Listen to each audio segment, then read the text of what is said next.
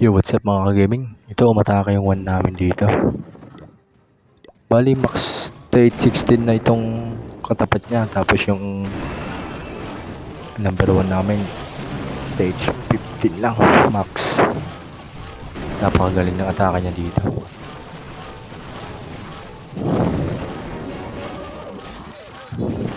Pinalinis niya muna yung air depth.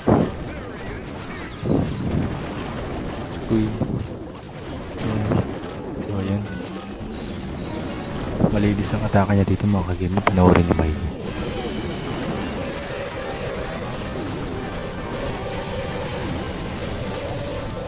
Galing. Magaling ang atake ito. Magaling din maskarte ng atake.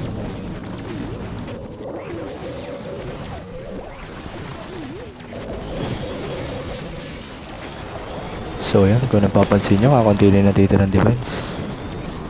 May ability po yung RC nya.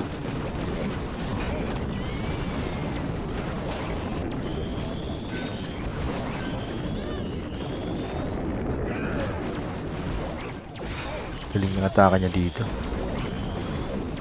Max stage 16 na yan. Linis sa kanya. So ayan. So dito naman, inatake naman siya. Yung one namin, stage 15 lang. Max stage 15. I-reply natin atake ng one nila. Dito yung one nila gumamit ng fireball. Kaso, panoorin nyo. Ano mayayari sa fireball ng one nila. Panoorin yung mga buti mga ka-gaming. Siguro ito, napamura na ito. Kasi napit ng fireball ni Warden. So yan din, naglagay siya na NB. Yun, panoorin yung mga ka-gaming kung saan mapatak. Ayun! Tang! Doon namatak mga ka-gaming. So ayan na. Nasira yung plano niya mga ka-gaming. Sayang, max 0 pa naman siya maliban sa RC siya sa Warden.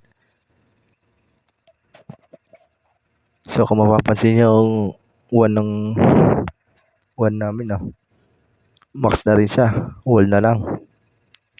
So shoutout pala sa'yo Rio,